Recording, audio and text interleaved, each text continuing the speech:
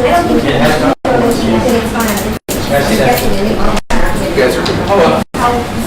Are you live? All right. And you're still looking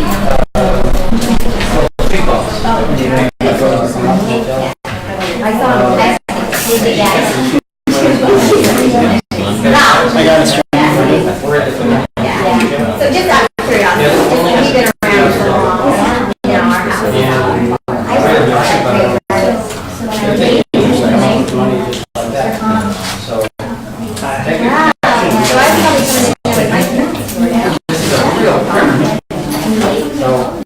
it's the jail and it's the system and everything. So thank you for trying. Thanks for That's my. We're on the phone. Go ahead. We're just 5 minutes on the phone. All right, we're going to get started this evening. Thanks everybody for coming. Jason. Hey, how's it going, John? Good. I wrote over Tracy Avier, Facebook Land. I think this is maybe the 7th meeting that we broadcast on Facebook Live, which is a new way to reach people who maybe can't make it here to the aviary or have kids at home. We actually do educational toys just for kids, not for adults here in the room. So if any kids do show up, we can help accommodate them. They're actually quiet educational toys, is one way to put it. I want to recognize our co-chair, who's here as well, and Jeremy Higginson, manning the phone here on our Facebook Live apparatus. Jeremy is the, I believe, the East Emerson representative? East Liberty Park. East Liberty Park representative. Unfortunately, Ellen Parrish was unable to make it due to an illness in her family, so she's unable to be here. Corey Ward represents the West Emerson, I believe, or East Emerson. And then we have a new person joining the ELPCO board from Gilmer Park. He's unable to be here. His name escapes me right now. He's so new, but he'll make it here at the next meeting. And we're looking for one more person from Gilmer Park. You would like to share that position. So if anybody from the Gilmer Park neighborhood is interested, we do have an opening there as well. The fire department drove one of their big rigs into the Tracy Aviary and then luckily got it out of the parking lot, which they're really good at that. But they did have one of their crew members was injured, cut his hand on a chainsaw, which sounds probably worse than maybe it is. He didn't seem too concerned, although you never know with them, right? No. They see a lot of things. He dropped out. One of the things I wanted to mention, and we've been promoting this on our Facebook page, is Camp Athena and Camp Prometheus are camps designed for young people to get interested in careers in firefighting. And the registration deadline for them is August 24th, so it's tomorrow. So there's information on our Facebook page and also on slcfire.com, I believe, that would have information about those two camps. And Erin, you've been involved with those camps in the past. They're good things, right? Yeah, they're amazing. They're really incredible experiences, and teens get to suit up and get in the fire tower and cut cars open with the jaws of life and learn some CPR techniques. Do you know the age ranges for the young people involved in that? I have seen people the age of about 13 up to 20. Okay. It's the broad age range. So I could probably fake it, right? Daryl can still get in. So that's Camp Athena and Camp Prometheus, just for young people interested in firefighting careers. And I want to recognize Erin Mendenhall, council member for District 5 and council chair here. Thanks for being here. Thanks for having me. You'll be on the agenda a bit later. So we do anybody would care to look at it. And one thing we are emphasizing this month as well is safety around crosswalks in schools. With all the kids heading back to school, just take a little extra time. Assume that the kids don't see you when they're crossing the street. So when you're out in your car. So next we have Salt Lake City Police Department, Detective Peterson, back from a couple of weeks on patrol, I believe. Yep. Just stand right there. I'm kind of out of pages. I know I'm going to drop them if I don't stand behind. Can I move this forward a little bit? Sure. Can you see me on that? Can you hear me? Okay. Forever. I went on a trip to Europe, and I came back for a week or two, and I did 2 weeks of patrol. And this is my first week back. So I feel kind of disconnected from everything. How have things been going? Terrible. Well, let me talk about some of the things that we're doing, some of the issues that we're seeing, and that you guys are probably obviously seeing as well in your neighborhoods. Given that I haven't been here for a while, it seems. I want to kind of give you a back history of the crime stats, typically burglary, because that's been District 5's biggest issue historically. Week 29, it starts from June 16th and goes to June 22nd. So I'm going to start with week 29 and go forward from there. So we're starting from June 16th. At that time, burglaries were down. And it would have been good to attend to give you that update then, but I was not able to attend that meeting.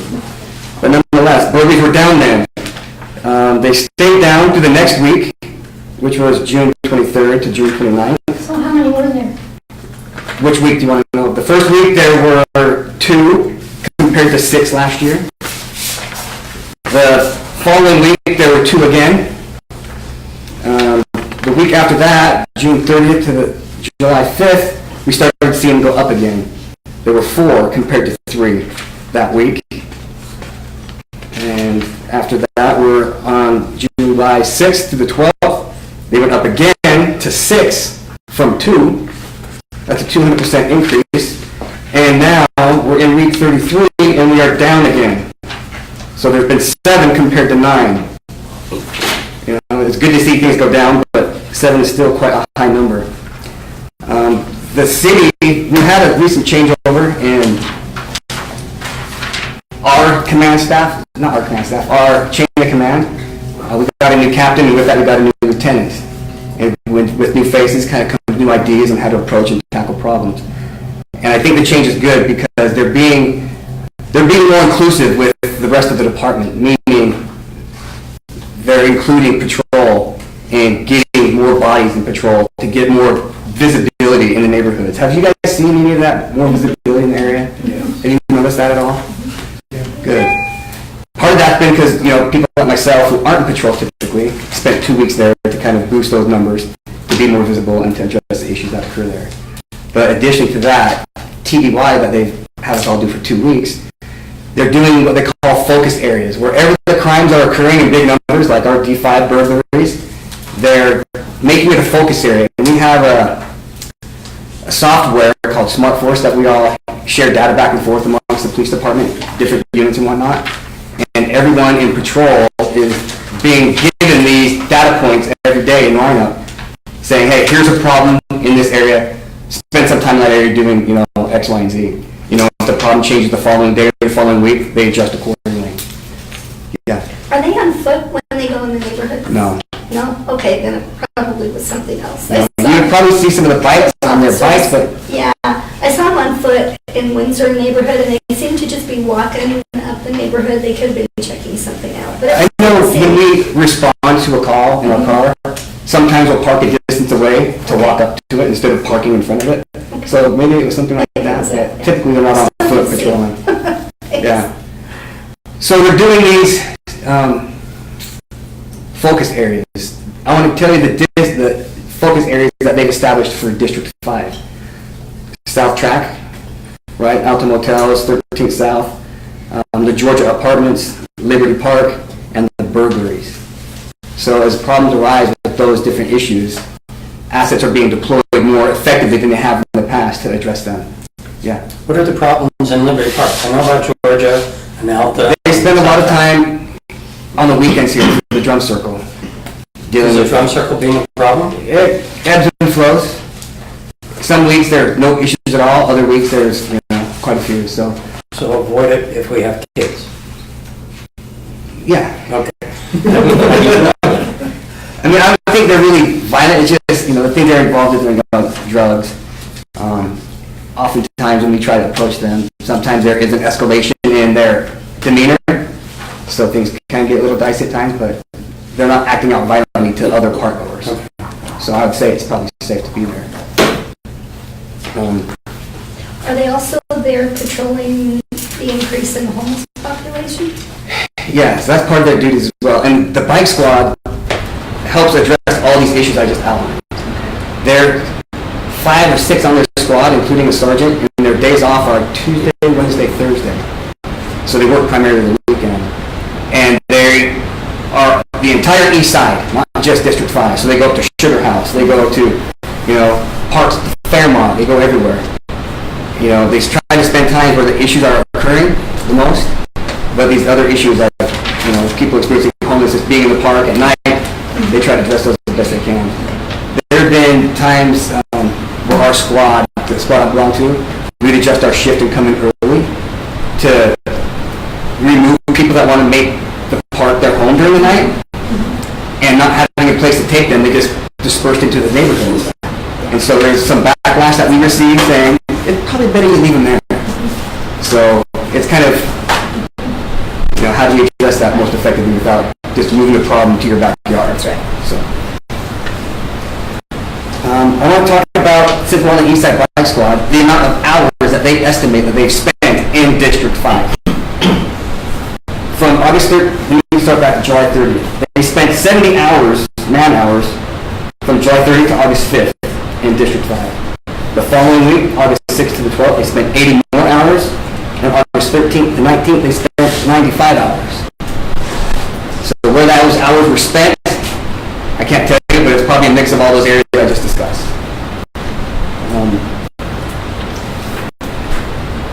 That's what I want. Now I start losing my place with all this paperwork. Okay. Talking more about the burglaries, I talked about them week to week, but I want to compare month to month. So in June of last year, there were 17 burglaries. This year, through the month of June, there were 28. That's a lot. Every other Part 1 category of crime was down, however. For the month of June, the other Part 1 crime that went up was motor vehicle thefts. There were 20 in this 2017, there were 23 this year. In July, both those numbers are down for the whole month. Though week to week they've gone up or down, for the whole month of July, there have been 37 burglaries that occurred in 2017. This year there's 34. And all other Part 1 crimes for the month of July are down as well. I want to highlight some more of what the narcotics squad's doing, the street crime squad's doing. They're the narcotics squad, they're the undercover guys. Street crimes are the marked guys that assist them with their takedowns or whatever. An undercover guy will go in and make a buy, make some signal to the, others that are watching, done deal, then the marked units will go in and make an arrest. So I want to talk about the total street value of the drugs that they've seized. In total, which includes cocaine, heroin, marijuana, hallucinogens, which is like mushrooms and whatnot, and methamphetamines. For the month of June, they took $10,074 off the street in June. It went up like double and a half in the month of July. They've taken almost $30,000 worth of drugs off the streets. If you want to break that down into doses, cocaine, that's about 158 doses of cocaine. Heroin's like 1,200 doses. Marijuana, 630. And amphetamines, that's about 1,000. So I know there's still a lot of issues that we see, down on 13th and State, Ryan's Corner, and other areas, but just know that they're doing a lot of good work, and they're trying to do what they can with what we have. But we can't be everywhere all the time addressing every single thing that occurs, so we're trying to do what we can. Any questions for me? Yes, George. I should just point to you first. What are your questions, George? Have you gotten any legitimate complaints about the area around 1250 Sherman and 1250 13th East, or 13th South? It's where the hospice in between is. And I'm hearing that some of the neighbors are complaining about trespassing and sleeping on porches. And I'm not sure if it's legitimate. I'm asking you. I've only seen, since they moved up to their new location, that I can recall, have seen one issue come across my desk. So not in the numbers problem that you're hearing about. So I'd say no. Anything else for me? Did I cover everything? All right. Hey, good to be back, you guys. Good to see you again.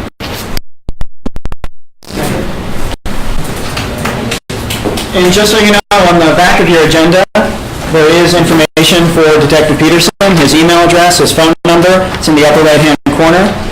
He says that we can contact him about any issues that come up, especially if there's something that you reported or you want to follow up on, he's a good resource. He's been our community intelligence officer for over a year now, almost a year and a half, I think, and we get great results. So use the resource, and of course always call the non-emergency number 799-3000 to report those things that are going on that you find suspicious in your neighborhood.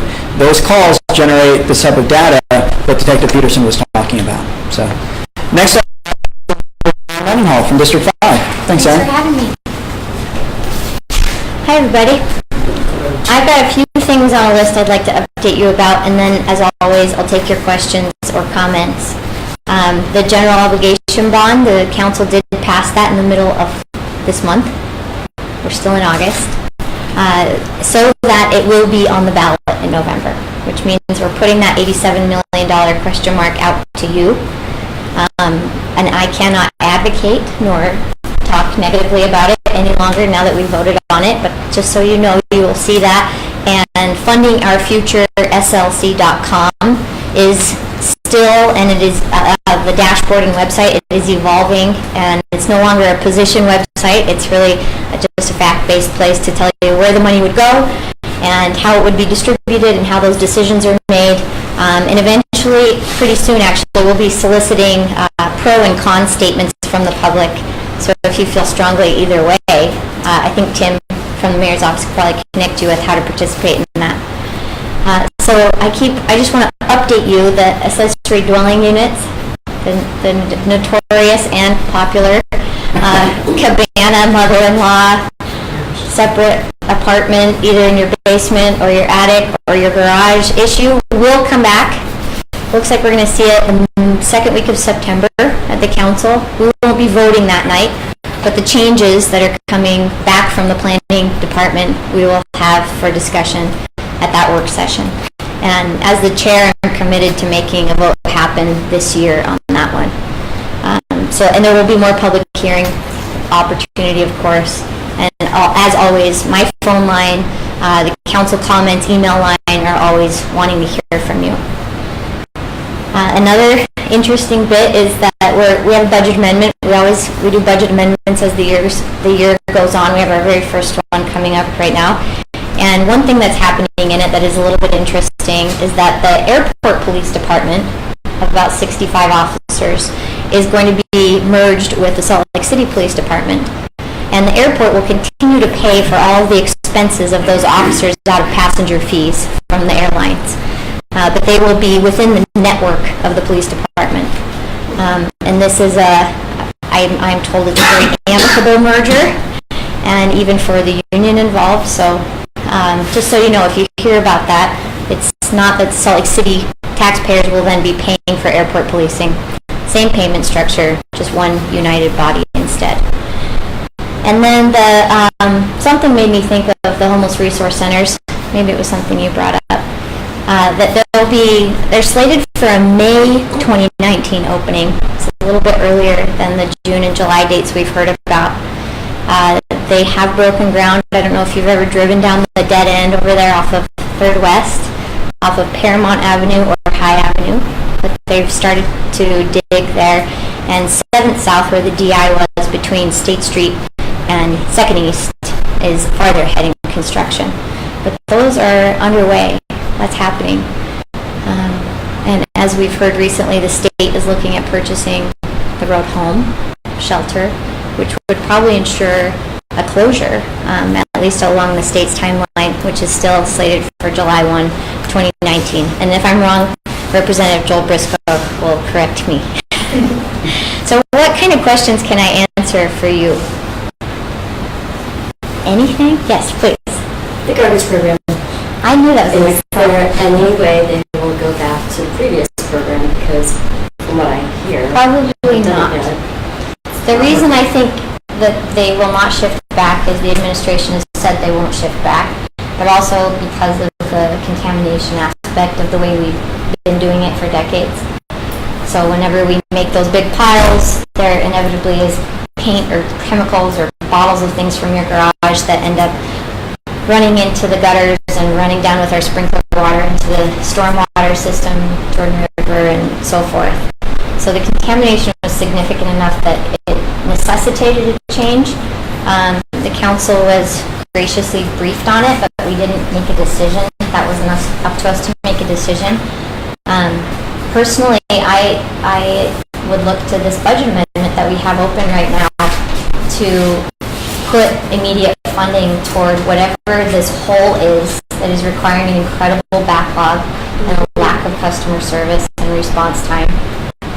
It's pretty unacceptable. And I've told you guys for years that the neighborhood cleanup is one of my favorite times of year. I think I like it more than Christmas. I love making a huge pile in front of my house and cutting trees and things like that. So it's out, I hear, till December if you call today. And I'm not going to make a pile in December. So I encourage you, if you have strong feelings about this, to call the mayor's office and call the council office. That's 801-535-7600. Can get a message to all of us. Because right now the administration hasn't made a proposal in the budget amendment to do a rapid repair. We know that the cleanup team is not fully staffed. They said, sorry, we're starting with a small team and we'll build up. And also that the customer service line is backed up, so people aren't getting responses as quickly as they should, and I think that's pretty unacceptable. Is it lack of funding? Is that what? They asked for the money and we gave the money in the budget process. They didn't ask for more and they got less, so I think it's poor planning. Yes? What's the difference in the old ADU proposal and the new ADU proposal? Good question. It's just come through as a transmittal, and honestly, I haven't combed through it yet. I think we're looking at a September 11th briefing for the council. But we asked them to address a few of our big question marks, particularly around parking requirements. And there were a few different scenarios that we had kicked around as a council body and ended up saying, planning, please help us to make this based off of good information and best practices and not the arguments of the council at the moment. There were a few other concerns, such as the maximum height in the context of the other building, if it's next separate building. I can't come up with all there were about 8 different questions that we kicked back. So if you'd like, afterward, you can give me your email and I'll be happy to send you the link of that transmittal and you can look at what the planning commission or planning department response has been. And then it's always up to the council to tweak or alter or ignore any of that. But that's what we'll be looking at on the 11th and potentially subsequent dates as well. Yes? Tell me a little bit more about how the scooters got to come to Solid. So we actually have a transportation expert in the house tonight, Rebecca, who is going to talk to us about the 9 line, I believe, and the roundabout potential. And I'm hoping you're going to talk a little bit about scooters. I did not plan to, but I would be happy to. Well, I've heard John, our director of the transportation division, has made it to a couple of other community councils, and so I can try to regurgitate what John has said. They came without a business license, which is not allowed, and they were asked to leave, so they pulled off for a week or 2. They got a business license, it came back. That seems to be a trend that's an approach they take in other cities. Without having anyway, I won't try to badmouth them. I hear that they have been quite responsive to city inquiries and requests and also from customer complaints. Even at the Liberty Wells Community Council, there were a couple people who said, well, I called Bird, and they either immediately returned my call or email. But they're parking them in the public right of way. It's an allowed use. They're supposed to have driving them on the sidewalks. And that's walking downtown. I went to an event last week. I started doing knee surgery. I can't move side to side very easily. And I really did feel like threatened they by it. could care less. Yeah. It's entertainment. It's Yeah. not transportation. So it may be good to have John Larson come and give a presentation next month on it, because he knows a lot of the details about the maximum speed, which I believe is 15. People have said they're maxing out at more like 19 or 20. What is their, There's issues. what is their right of way? I mean, where are they? Are they supposed to be in the street, or do they even, can they share a bike lane? I mean, can they, is that where they're supposed to be? Well, Becca, please. I can help with you, like. Yeah, please. So we are generally asking you not to use the sidewalks. Downtown, similar to the bicycle, situation, they're not supposed to be on the sidewalks. Technically, currently under city ordinance, they're motorized vehicles. And just as you don't drive your car down the sidewalk, you shouldn't really be riding your scooter down the sidewalk. So, I think part of that is an education effort. And these companies, quite honestly, are making quite a bit of money. And so we would like to ask them to help with that education process for their users. One of the things that we have done in terms of where the people who are riding the scooters leave them, there have been concerns with them blocking sidewalks, blocking accessibility ramps, those kinds of things. And so as a result, we require that when the companies put them out in the morning, because they basically take them in at night and they recharge them. That's how they get their juice, right? I guess the line ones, they're called juicers. If you're someone that kind of collects them and plugs them in overnight at your house, you get paid by the company to do that. That's part of the crowd chasing type of approach to things, right, these days. So they have a bunch of maybe high school kids or college kids that gather up the scooters at the end of the night, juice them up, and then put them back out on the street. And we are requiring that when they put them back out on the street, that they are putting it out in locations that are not blocking movement access. But then you say, well, okay, that's great, but then what happens when somebody picks it up and they ride it down the street and they drop it off and they just throw it wherever? And that, again, is something that we are requiring that the companies do some education of their users, and I think we could do similar as far as the education of the users about sidewalk riding. Apparently we have heard that when you now go and sign out a scooter, it shows you a few pictures of where you should and shouldn't put the scooter.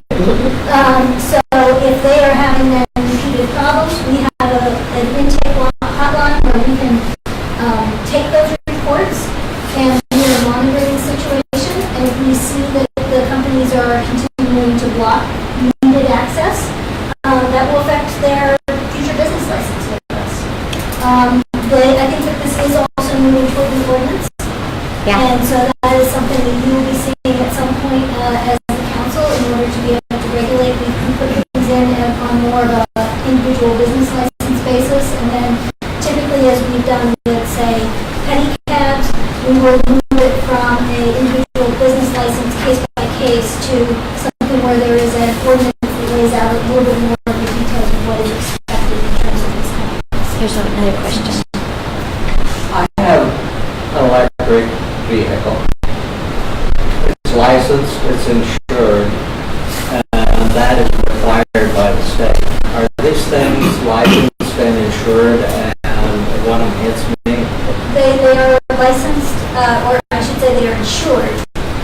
They're insured through those companies. So the company that has the business license with the city has liability insurance. And so that's up to the company to cover. And it's between the company and their users. And there are rules about 18 and over, whether or not that's being pushed. And that you need to scan your driver's license in order to initiate your contract with the company. So there's intended to be some tracking of who is on a scooter. If they ditch it and run, they're supposed to be able to track that down. John mentioned, our transportation director, that Razor scooter, you remember those? I have one in my garage. They're coming into the city too now with their own electronic. And he actually said that they have a better managed system, it seems, than the other ones even. So we shall see what they all play out to be. My concerns, just as Aaron talking to you, is around that these are venture capitalist oriented and funded. And this isn't about the way that Green Bike is really about how do we get people to move around our city and stimulate our economy and get people out of their cars and visiting more places. This is about making money, period. And we've seen these dockless systems, bike and scooter, bail on cities and leave incredible amounts of cost on taxpayers in terms of enforcement that was never paid for and public right-of-way issues. So I feel concerned. And when we see an ordinance, I know that we aren't having to make the ordinance up from scratch, that there's some national guidance helping on that end. One of the pluses is that many of the large cities in the country have already had their infusion of scooters, and so we have had an opportunity through some of our professional networks to learn from those experiences, which means that we're not as completely surprised by the whole experience as some of those first cities have been. And so I think we're actually doing a fairly good job of rolling with the opportunity. I mean, in some ways it is an opportunity to put out what for some people is turning into an alternative form of transportation. I can appreciate there's definitely pure recreation side to it as well. But we are, for example, having a certain number of scooters in the downtown area per company, and then we are requiring them as their second phase of deployment to put a bunch of scooters on the west side where we don't have as much transit options as we would like to have. And so that gives people another option for how to get to the tracks line, those types of things. Thank you, Becca. George, and then there's two more things I want to mention, and I've been up for too long. Go ahead, please. For the city council, you should consider, one, asking them to pay, because they do pay cities. In one case, they paid a city $30,000 operating there. You should get that money. You should ask for that money. The other thing is, I've talked to John about it, and several other people have also. They've been hitting people downtown, and you can't see what the license is because it's just a scooter. How do you tell what it is? And it should be limited to 5 miles per hour because everybody's riding it, including kids. You go around City Creek, parents are renting these things for their kids for a cheap thrill ride while they go shopping. It's a serious safety issue, and you, the council, are going to have to get involved in it. Please. Thanks. Well, now I only remember one of the things. Which is for 2.5 years. The RDA's been working on it for 2.5 years, as well as the 9-line project area, which will 4 years. 2.5 years. And so on Tuesday, the council, as the RDA board, approved a resolution saying we are done mucking with the plan for the State Street project area and its map, and now we're handing it off to our RDA staff to go to the other two taxing entities, the school district and the county, to get their buy-in on the plan that we've created with an incredible amount of community input. And so what that means basically is once that's approved, I've asked for a back date on the approval date because frankly the Northwest Quadrant and the Inland Port work that we've been doing has delayed the creation. It doesn't usually take us 2.5 years to create a project area. So we're able to backdate if all the taxing entities agree and say instead of starting to collect our increment today, we're going to say we started collecting it someday in the past. Because we have seen incredible amount of redevelopment already in the State Street area, and that's going to continue. So 25 years, and my little nutshell of what that means is the day the project area is deemed as the beginning, we say this is exactly how much money we know we're collecting as the taxing entities from this exact area that we've drawn a line around, and anything above and beyond that for 25 years is reinvested in that project area through the RDA, through the Redevelopment Agency of Salt Lake City. Yes? Aaron, before you keep going, I had a question before, back on Scooters. Again. For Becca or me? Well, either one. I just want to clarify because I've heard different information. So is it illegal right now to ride the scooters on the sidewalk? And if the answer to that is yes, are there tickets being issued or is there any enforcement going on? We don't have the money for it.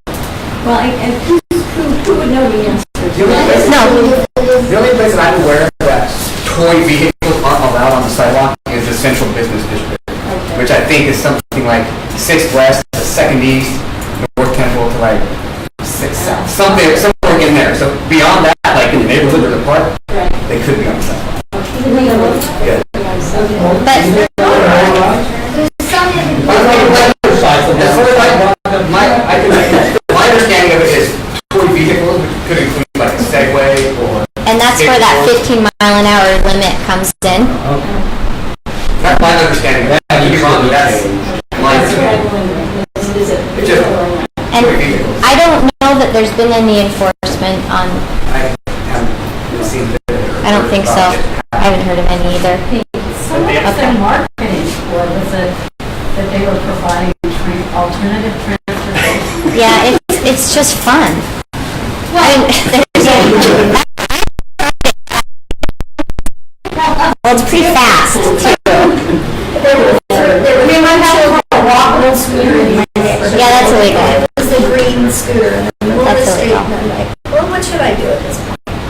Throw a stick. Just, I don't know. I'll let Tim cover anything else. I'll stick around after if you have more questions. To a lot of people. About What do you mean? things. Why didn't you say no to them? Why didn't somebody say no? Well, it's not legal to say no within the business licensing requirements. I spent years trying to get things through as a residential architect. I know that how the system works. You could have slowed those guys down. Some cities abandon. Yeah. So that process, we could do that, and that's coming toward us. It sounds like you need to talk to the mayor's office. Because the council has zero involvement at this point until we see an ordinance or we're asked for funding. Or I suppose we could start to make a law, but with an ordinance coming at us, that's the most efficient opportunity for us. And I actually have heard more support for these scooters than I have chagrin. And it'll be interesting to see what transportation please go to their, Becca, will you share the hotline? Or you can do it when you come up, I suppose. But you need to be communicating this because we have an incredible amount of support. People that are riding scooters, which are probably all under 50, and not to the people who are trying to walk down the sidewalks. Well, you know. I've seen all ages on those things. Well, I don't think it's necessarily true. I have. I'll let you go. Sure. And actually, I've just been posting some things. I'm not actually like texting with my best friend or anything. There's an email address called dockless@saltlakeslcgov.com, which is an email address that Salt Lake City Transportation has set up to take comments and complaints about the scooters and other shared mobility devices in Salt Lake.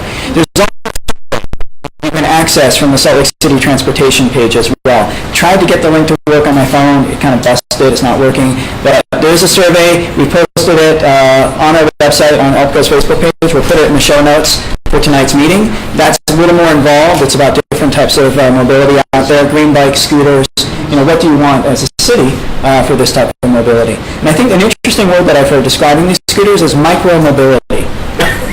That's the new term, micro-mobility. So we're kind of a little bit on the cutting edge of this. We're still learning. And one thing that I was interested to see is that there's a whole new summer job prospect for kids to drive around and pick up these scooters, charge them at home overnight, and then put them out on the street again in the morning, and you can clear a couple $100 a week doing that. So, yeah, so it's very fast moving. I've already figured out how to game that system too. They have.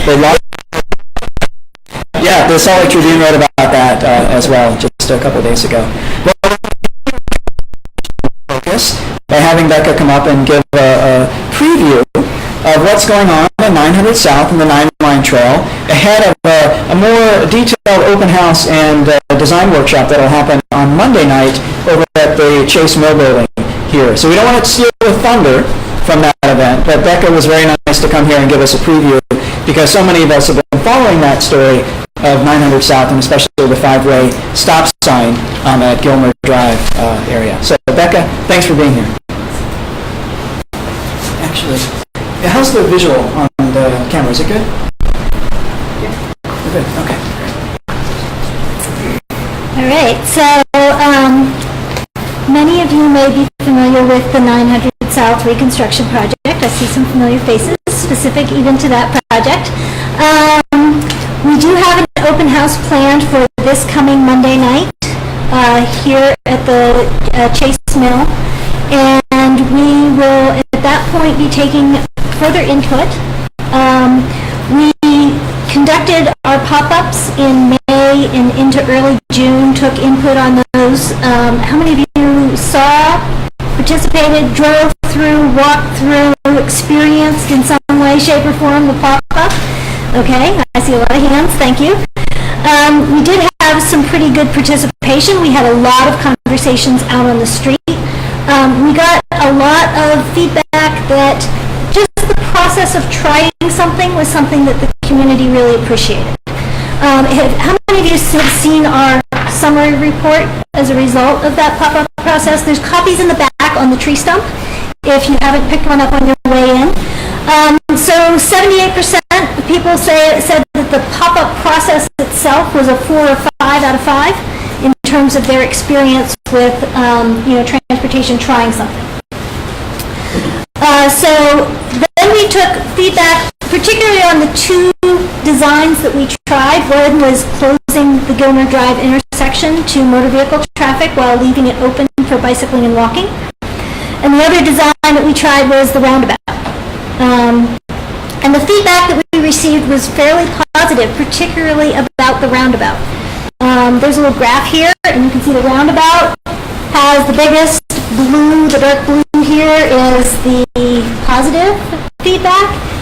Some support for the other designs that we were taking input on, but definitely not as much. So with people expressing some concern about the friendliness of the roundabout for pedestrians, so they want to make sure that the design works well for pedestrians in particular, but generally a fair amount of interest in the roundabout. We also did look at traffic flow during this time, and we realized that even with one lane each direction on 900 South, the roundabout actually performed slightly better than the existing 5-way stop, so a little bit less traffic delay. So that makes the roundabout pretty attractive, right? So all of you are now wondering, okay, she's going to say, are they going to do the roundabout? Are they going to do the roundabout? What's the final design? Well, the answer is actually that I will invite you to come on Monday. And that is, we're really interested in the roundabout.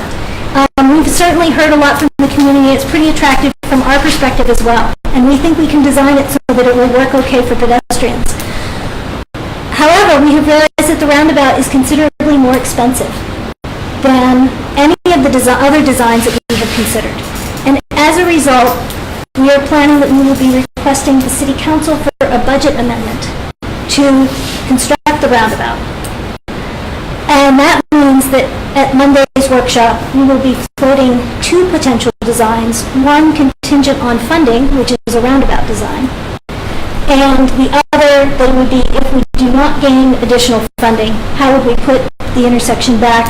We're not going to put it back exactly the way it is, because design standards have changed since that intersection was designed. There's ADA considerations. We do want to provide some additional safety for pedestrians and bicyclists, and we want to incorporate the 9-line trail.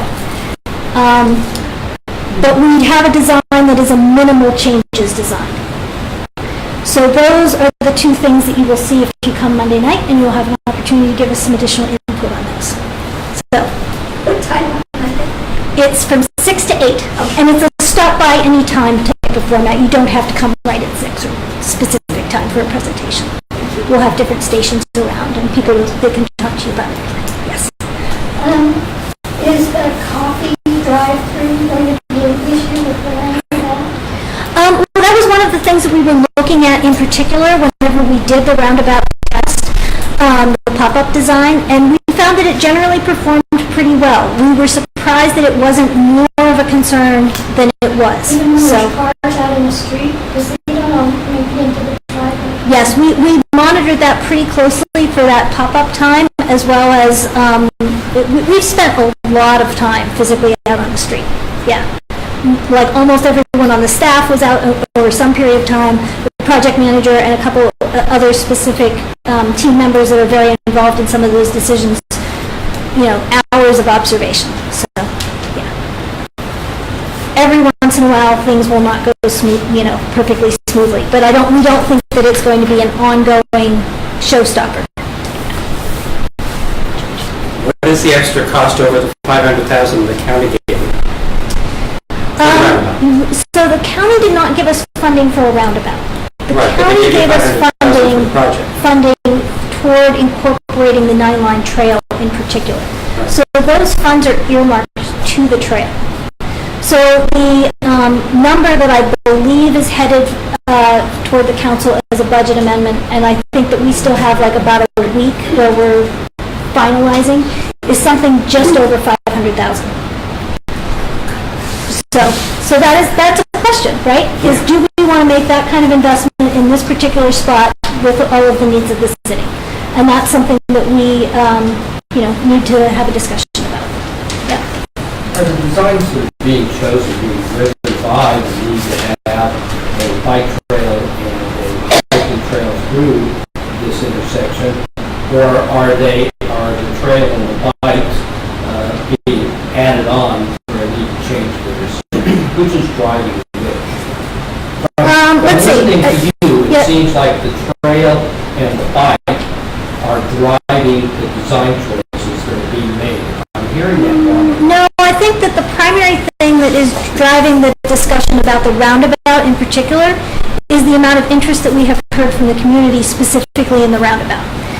I think that we have also heard a lot, particularly about making things safer and more comfortable for pedestrians, and I would say pedestrians rather than bike, and that we also do have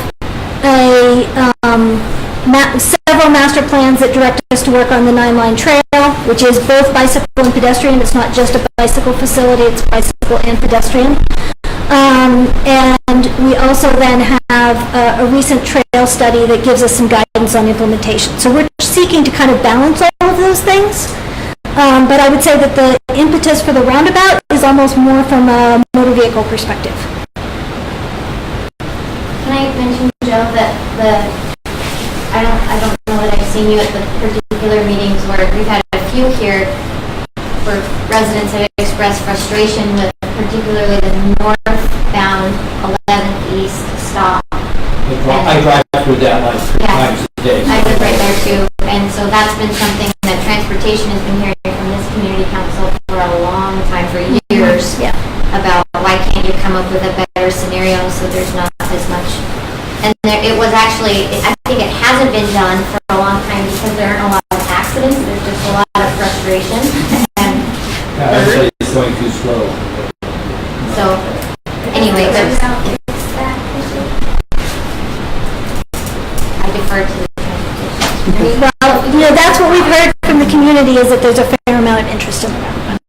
But I'm hearing a little slippage going here. We asked specifically, is this being driven by the 9th South Trail, or is it specific to what we heard at the corner with the rework from the 9th South for the rehabilitation? So, the reconstruction project is the opportunity to make changes to the street, right?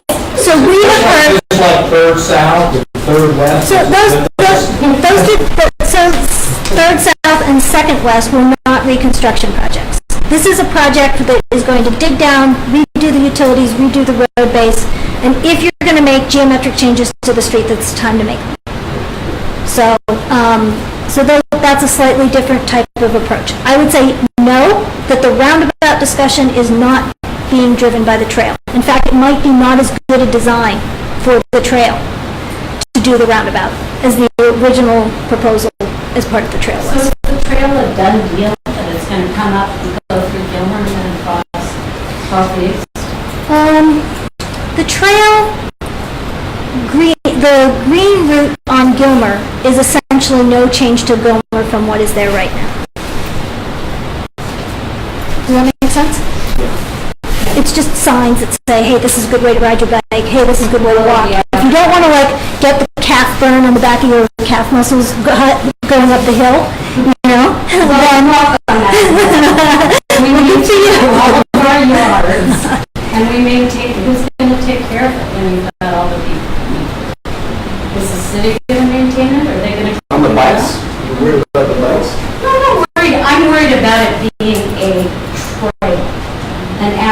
size trail. I live on the South Farming Trail, and it's not an issue. Well, Yeah, it is absolutely. but it doesn't really for you. And I'm from a family of cyclists, and they can use that trail. Well, yeah, I don't mind it.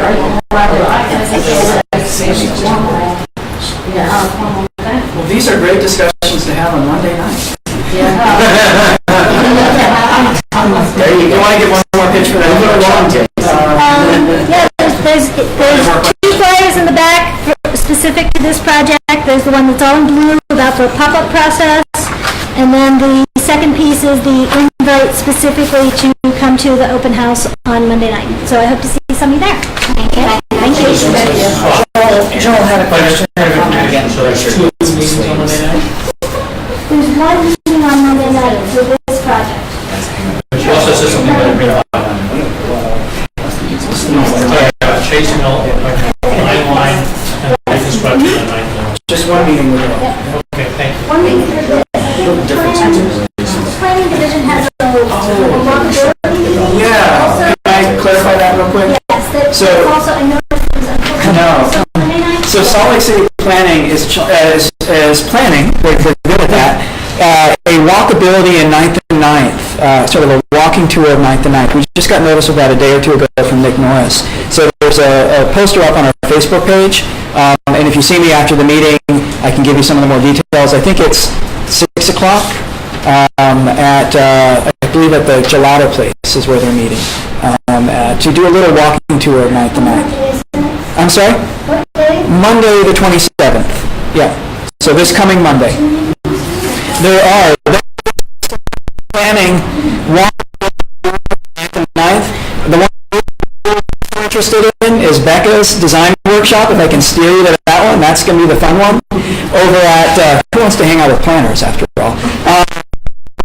Building here in Tracy Aviary. That's where you guys are going to have posters, places for input, Salt Lake City transportation staff to talk to about the 9-line, 900 South, 5-way stop intersection issue. So the one that we have definitely been following in our neighborhood. It seems like there's a lot of discussion still to be had.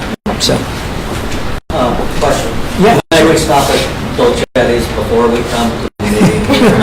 Only if you bring us some of that. You can. Let me check on the timing. I'll do that right now, and then I'll get back to you. I think it should work out. So you could go to the meeting at 6 o'clock with Becca and then troop over at 7 o'clock to Dulcetti and cover 2 birds, no offense, with 1 stone. This is your fight, Dale. We can start at your house for a buffet. I always have Tillamook mudslide at my house, inside the kitchen refrigerator and my shop freezer, so I never run out. George, if you'll wait, and I'll come back to you. Joe Briscoe came in partway through our meeting. He was our representative for District 25 for our area, so Joe, we're glad you're here. Did you have another question or comment? I'll talk to you. Oh, okay. Let's get the meeting. My little joke, and I'm reticent to make it, is since we have $500,000, just let's make it a trail right now and do it with cars. Sorry, I didn't say that. I couldn't help. And when I was a little boy, Aaron, I had one of those scooters. It did not have a motor. And as I've watched them proliferate, I think, who would have thought that they'd put a little tiny motor and it would become an income driving machine? And I agree they probably ought not to be on sidewalks, but today twice I saw people on major streets in the middle lane of traffic, and the Darwin Awards came to mind. So, natural selection. Who knows how it will work out, but we'll see.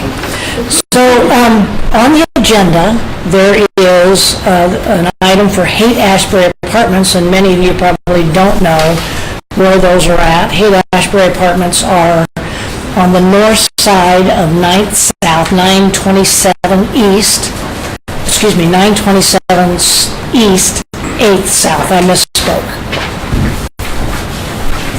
So if you're headed on 8th South, east of 9th East, they're on the left. You can spot them now, fresh coat and paint, new columns. They're not going to go. Pardon? They're not a new construction. No, it's very old construction. Dave will probably comment about the roof line. They languished and they were, in current terminology, very affordable housing because no one wanted to live there. So William Bustos bought them, has spent the last year completely gutting them and going through them. And it's kind of funny, if you happen to have an agenda, you'll notice the name Erica High. He hired my daughter-in-law as the project manager.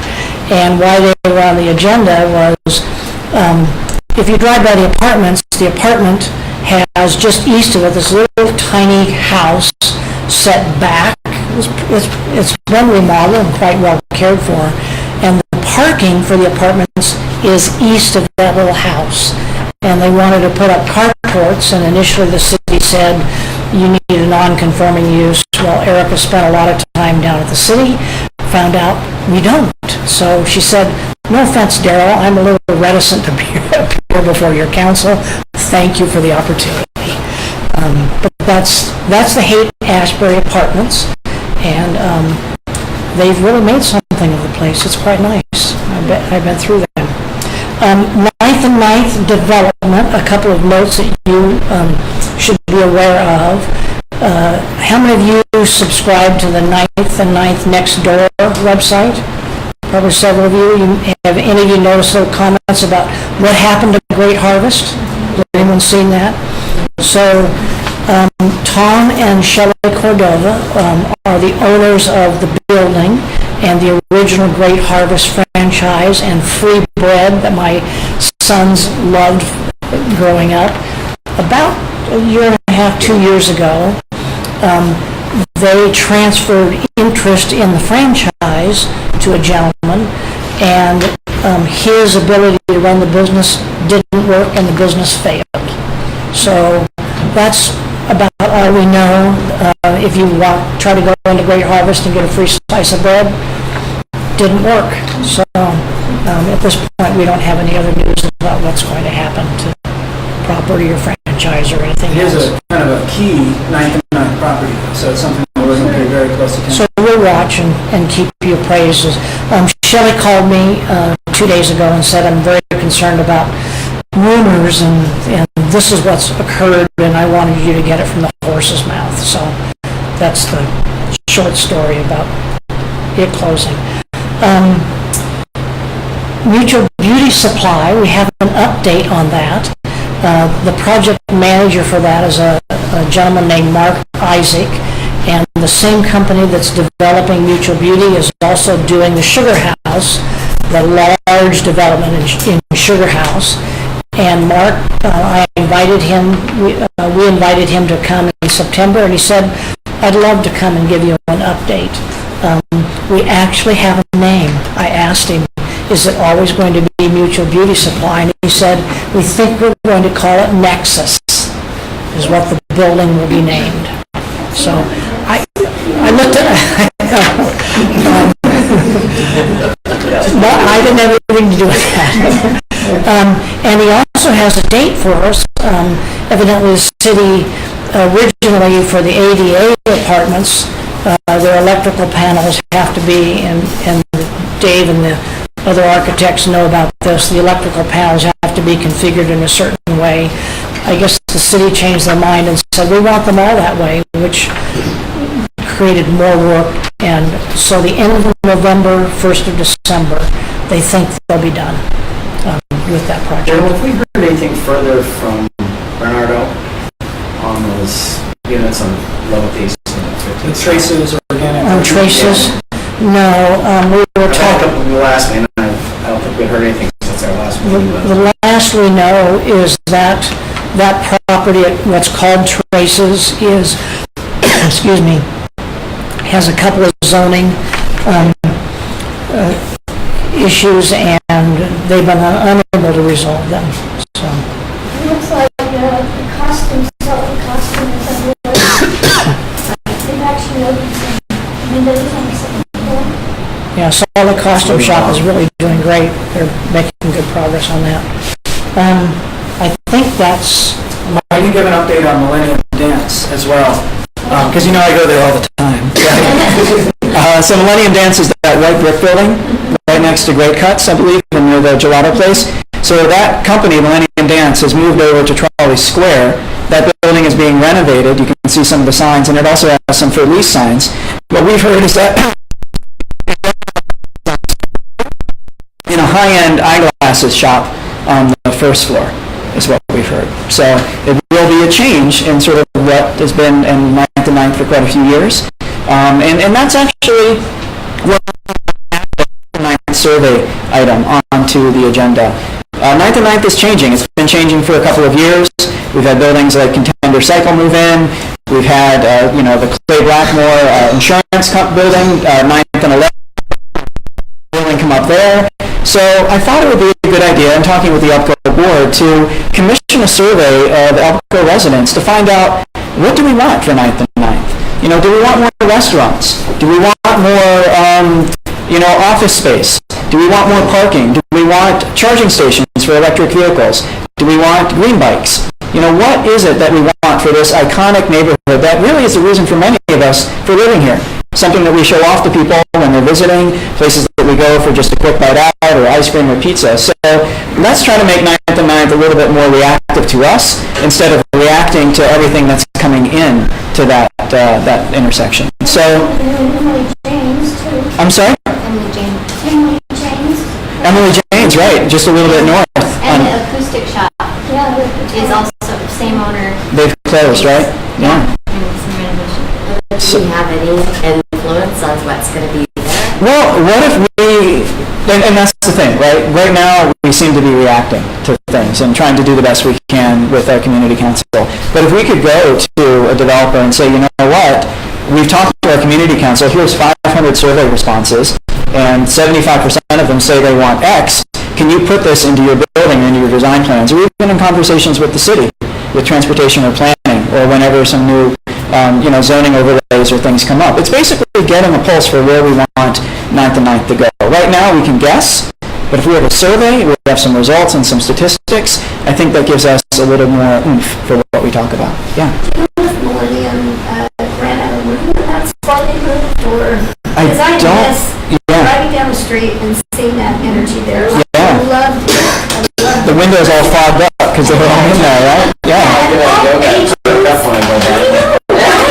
They told me I could come whenever I wanted to, never hold their hands, I mean, Yeah. I love their energy. I heard they're in Trolley Square. I'm not quite sure where they are there. I'm not sure if they're going to be there or they're looking for a new space. Still around. Yeah, and it's like a national company of where this is one of the hubs here. So I don't know the answer to that, but it is buildings in our neighborhood in 9th and 9th, sort of getting that renovation treatment, and usually some newer tenants moving in. A high-end eyeglass place is definitely a little bit new for 9th and 9th, so we'll have to see what that does. Jason, part of this goes back to our conflict with the original mutual beauty project. And the rules allowed a lot of that to change, and there's a lot of discussion. And one of the things that was a possible solution is figuring out what kind of an overlay zoning district we would want for 9th and 9th. Which goes to your point of the survey, looking at goals of how we want that neighborhood to be. I think which also complements the walk on Monday night with the planning director, Nick Norris. Yeah. That makes sense. But that's a way to really set a pattern of what you want to occur there. That's a way to kind of institutionalize it. Density Yeah. limited by height or by parking, or whatever kind of rules are appropriate. The whole mutual beauty process that we went through as a community, I think highlighted more than ever that we have 5 zones in 9th Business District, 5 distinct zones. And there's not an overlay, there's not and there's an eclecticness, I think, that comes with that. But it is so highly valued now that we're seeing a shift that we have to get ahead of or get rolled by. And part of that is the problem with the plan development process is so vague in terms of meeting standards. You can pretty much throw out the zoning. And that happens. So we'll start with a survey. It's something a couple board members have agreed to work on. We'll probably workshop the questions, get the best ideas we can, reach out to the community, have folks submit questions and things they want to hear from, and then probably in conjunction with the 9th and 9th Street Festival coming up in less than a month on September 15th, as many responses as we can get to, find out where we want to take 9th to 9th. It's not all of it. We realize there's many different parts of ELPCO, but it is one of the central and most iconic places within our community council. So. And we've had discussions, I just wanted to chime in with Aaron about some of the issues for 9th to 9th, parking, walkability, and what's the chance of a pocket park? The city has funds for doing something like that. So as you come on Monday evening to walk through with Nick, he's very receptive to those kinds of ideas. I would suggest that as one of the potentials that makes that neighborhood even more attractive to us. Buy property, put a little pocket park like Inglewood Park. Well, just think of the swing that's outside of the retro furniture store. That gets a lot of traffic across from the Gelato place, or Lincoln, right? And the developers that Jason mentioned have become increasingly desirous of their communication with us. And when I mentioned Mark Isaac, we talked to him about the 9th and 9th Festival on the 15th, and he said, we will absolutely make sure that any construction hazards are out of the way. We're concerned that you don't have issues that way. Correspondingly, Jason said, that'd be a great time to put up a for lease sign in the building. Yeah, 10,000 people walk through, right. So, it goes both ways. Anyway, go ahead. Great. Well, I want to introduce Tim Cosgrove from Salt Lake City Mayor's Office, here to give us an update from the Mayor's Office. Thanks, Tim. We've covered a lot of issues. I'm sure you've got a couple more in your back pocket for us. Thank you, Jason. I'm Tim from the Mayor's Office. Thanks for having me. I wanted to recognize Joe Hatch that was here earlier, former county commissioner. I guess he's gone now, and our House of Representative Joe Briscoe. I have a couple funding opportunities, the community, the arts, culture, and events, and I put a handout on the back here. This is an opportunity for some neighborhood and community funding. It kind of helps make Salt Lake, Salt Lake. We recognize the cultures, the diversity, the arts, the events. I think, Jason, you mentioned 9th and 9th Festival. That's one of the opportunities that receives ACE funding. We had a new one that started up last year, the Freedom Loop, that recognizes our veterans and gets people out to walk with our veterans when they come home after being deployed, in recognizing post-traumatic stress syndrome that a lot of them and their families are dealing with. So this grant opportunity is open now, the applications, and you can work with Tina Heindorn from the Mayor's Office. She's having a program orientation on August 29th at 5:30. August 29th at 5:30 at the Public Safety Building. The information on the handout is pretty self-explanatory. There is a good, on the back side of the information sheet, that gives the qualifications for what that would entail. Now you can get a grant from $100 to $10,000, so in that process. Any questions on the ACE funding? Another one we have coming up is the Capital Improvement Program. I know Council Chairwoman Mendenhall's been a champion of this. One of the projects that got funded, that I was at the groundbreaking ceremony just last week, was Laird Park. That was an effort driven by the community, by the people, to open up the park, put in a youth playground, and that was funded by the Capital Improvement Program. Holly Draney in HAND, H-A-N-D, Housing and Neighborhood Development, is the key person for that. You have to provide a pre-submittal application, and she's really good to walk you through this. If you have questions, comments, ideas, not sure if this qualifies, if that qualifies, she's really good to work with you on that. You can also go on the website under slcgov.com to Housing and Neighborhood Development Capital Improvement Program and get information on that as well. And that funding funds from $50,000 to $500,000 project. I think the city council appropriated up to $4 million for that program this year. So we're gonna start looking at those next week. Yeah, so it's ramping up fast if you have ideas on that. Any questions on the CIP funding? Okay. Another effort, a little sad, but our mayor's office is working with Youth City, and I put a handout back here on the table. Unfortunately, the leading cause of death to our youth from age 10 to 18 in the state is suicide. The mayor's worked with Youth City to start a conversation on this. We have experts that will be at the Sorensen Unity Center on Saturday, September 8th from 9 to 1:30. Sorensen Unity Center is at 1383 South, 900 West. So you're welcome to participate.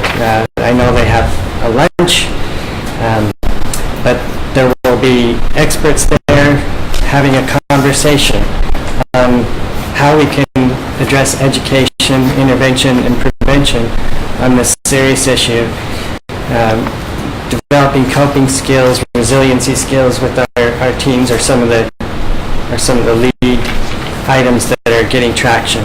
Tim, is this a conversation for youth or for adults? Thank you. That's very good. It's for families. It's for families in our communities and what we can do to help address this suicide epidemic.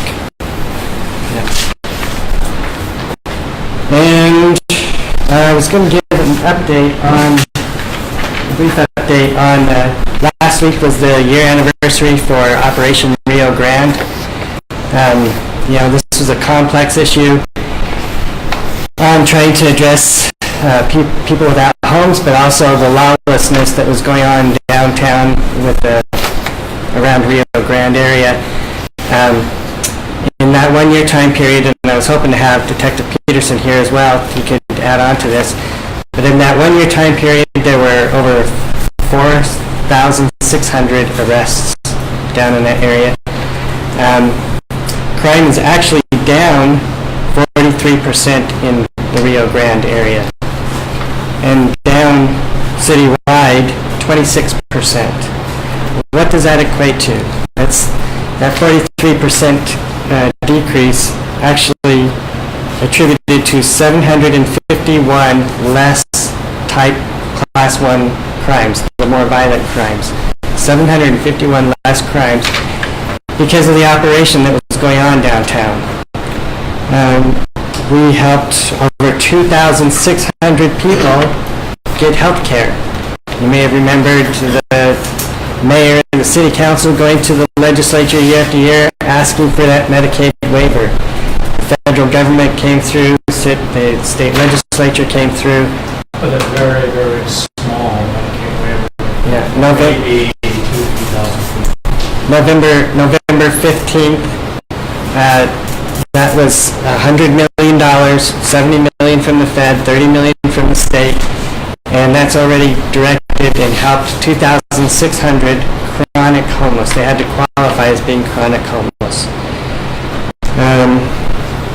The mayor had put together you're probably familiar with the Homeless Outreach Services Team post, which has the Downtown Community Connection Center, where she partnered a law enforcement officer with a person that has a licensed clinical social worker's degree. And they actually went out and interfaced with persons who were homeless and tried to get to some of the root issues and the reasons why they were homeless and connect them with those services and resources to get them help and get them off the street. And that has helped over 900 individuals. And we've doubled the drug treatment program. There's over 300 people. So there was 150 before, and now there's over 300 people that we've expanded with drug treatment. 74% of those individuals who they're either still enrolled in the drug treatment program or have graduated. So that's helped a lot of people. And then the other thing I want to bring attention to is October 12th is the second annual Project Homeless outreach. So last year, down at the Salt Palace, we had over 800 persons without homes, individuals resources and services were provided, everything from pet care to haircuts to job connection to coats. I mean, the winter's coming, it gets cold really quick. That helped over 800 people. We had over 500 people volunteer. So if you want to get involved with that, it's October 12th, and volunteer, bring in your coats. You can go to the website phcslc.com, Project Homeless Connect, saltlakecity.com, and register as a volunteer and donate your coats. Any questions on that? So Yes, sir. a week ago Wednesday, we knew the Republican majority leadership had been doing an awful lot of events. So at the Democratic luncheon, we had someone representing security, state DPS, we had people representing mental health. The person responded, come April, May 2019, all those highway patrolmen were going back onto the road, which is also time to close down. It's not been kosher in this community. There's been pushback from the state, there's been pushback from the county, and there's been pushback from the city. If anyone says, you know what, it's great we're looking at 3 homeless resource centers, but it's not going to meet all the needs. So I just want to be very public, but I don't think we're going to meet all the needs by looking at these 3 homeless resource centers. The State Division of Public Safety told us that they are now giving individuals arrested down in that area near an identification number, so that they're tracking them. I asked him after, if some of us could sit down with them, so that if they end up selling drugs or arrested for it on North Temple or 3rd East or by the library or down South Lake, if they can see a pattern of where they're going. So they're keeping track of that, and I think he said 120 or 150 individuals. We have 5 arrests down area of Brent. So I really need to recognize, if we have 4,000 arrests and 75 people graduate from drug court, it seems to me there's a huge gap. A huge gap. And one of the things the mental health people are telling us is, we don't have enough people who are trained to step in and help do all of this right now. And he counseled us not to assume that we have to have a whole bunch of MSWs and LCSWs and psychologists. One of the things I'd like us to put some emphasis into is looking at peer support. Peers are people who are 3 years out, at least 3 years in recovery, and receive some training and some certification. There are police departments in places across the United States where they can, these are people who are schizophrenic, who are psychotic, who have had addictions, many of them with real diagnoses, who can say, I know what it's like. I know what happens when voices work. Let's talk. I think this is a resource that's untapped that we haven't used yet. I appreciate the efforts, and I'm not willing to scant at the amount of money the state has put in, or the state refuses to put in. I still think we're on very, very far end. I was in LA 2 weeks ago, there were 40,000 people sleeping in the street, and Mayor Garcetti said, I'm going to get all homeless off the street by next year in Los Angeles. Go do it, Mayor Garcetti. Go do it. I have police in Salt Lake City tell me about a very near community of ours that pulls up on the road on occasion, and they open the doors, and 2 people come out the back, and the police car drives off. So here's one of the questions I have with the mayor's office. This is not a city council question. A year ago, 2 years ago, Chief Brown told me that 18% of all Salt Lake City police were on mobile, a few blocks around. Have those police then, now that we've dispersed some of the issue, have that 18% been spread out? Or are they still that many, or we still have that many police down in that one particular area? Yeah, I can't speak. I wouldn't wouldn't is expect down, you to know that, just. but I know the That's a question I'm looking to get the at. crime is down, the crime is down 23% citywide from a year ago. Crime's down 23% And there are a lot of citywide. people who are experiencing. 43% They did experience downtown. before, because they were, well, we were And going it's to, very it's not sustainable. It's a very complex issue. It is. But with what's transpired from a year ago, and we're still learning, we know there's a bottleneck with accessing mental health resources, as there's always been a challenge with accessing mental health resources. That's nothing new that we haven't heard of or haven't dealt with before. It's that we're starting to get a foothold or some traction on having an impact and making a difference for some of these individuals as we're going forward. Will Salt Lake always have homeless? Probably. I mean, we're a big city. We have a lot of resources. People come from all over the state here. Senator Gene Davis sponsored one. Representative Steve Ellison sponsored one to get non-contributing cities that don't manage or handle homeless resources within their own cities to contribute to Salt Lake City. And that's because they're coming in. Yeah. So Places that's, that have more than 50 beds in one location. so it's also getting others to step up to the plate and be responsible Yes. to help address this issue too, so. Anything else on the other issues? All right, thank you. Can I copy that? Take a picture of that? What do you want? So, thank you guys for coming tonight. We covered a lot of territory. I think scooters is definitely something that we will approach again at ELPCO, maybe getting Jonathan Larson from Salt Lake Transportation to come to a future meeting.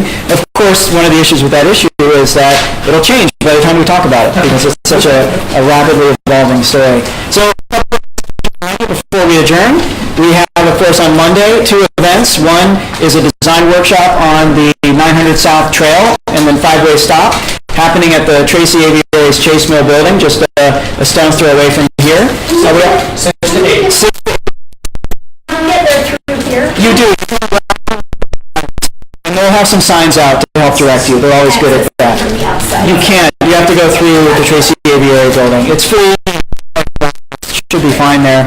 And secondly, 9th and 9th led by Salt Lake City Planning. I believe that starts at 6 o'clock as well by the gelato shop at the corner of 9th and 9th. See if you can attend both and bring some gelato with us. Pardon? Pardon? So Saturday, September 15th, our big there. We've had great months and actually years, and I'm reminding that we have the festival organizer here. Jen, do you want to say something? Just really quickly, I guess. So I'm organizing production for 99 this year, heading up the team. Do you want to come And to the camera? I don't really want to, but I only watch on Facebook. Am I on? Yep. Okay. So I'll be organizing the 9th and 9th Street Festival this year, and we've got a similar setup to last year. We're closing off 900 South from about 8th East to 1000 East, and then 900 East from 800 South to Belmont is going, and it's similar to what we did last year for the closing, similar setup as well. But we are recruiting volunteers, so if any of you guys are in the mood to volunteer for the event, we've got a quick form you can fill out, and we'll connect with you guys later if y'all are interested. Thanks for doing that. Do we have over 100 booths already? We do. So we had about 170 apply so far. I'm trying to make it so that we're familiar or comfortable with what the plan is going to be before September 1st, so that we've got a really good idea of who's going to be there, and then maybe have a few booths that could be filled in. But we did receive a lot of applications, and we're still going through some of them. We're accepting on a rolling basis right now. So, but because we split the payment for the booth separate from the application, we're still waiting for people to actually give their final, go ahead and commitment. So, right? Yeah, it should be a good group. Lots of familiar faces. Yeah, thank you. It's sort of the signature event for us, September 15th, 10 a.m. to 6 p.m. 10 a.m. to 6 So we'll hope to see you all there. And our next meeting is September 27th, so a month away, and we'll have a great catch, Jeremy. There wasn't that was just the camera. But we are adjourned. Except, not quite. Tim mentioned about Youth City. I don't know how many of you are aware of what that is, but it's run by a young man named John Lyman. He's a resident of ELPCO. There's a building right in the middle of Liberty Park. Do you know the population is at about 35 kids? And I would hesitate to use the term at risk, but John keeps these kids busy and engaged, and They're just neighborhood kids. just neighborhood kids. And oftentimes there's chances for people to come join it. He does a marvelous job. It's a real asset to our community. So I'm glad you mentioned it tonight. We're very involved with Liberty Park as well. Very involved with Liberty Park. Anyway, if you weren't aware, great thing that Salt Lake City helps fund. I think that's it. Any questions or concerns for us? Okay. All right. We are adjourned until September. Thanks for coming tonight.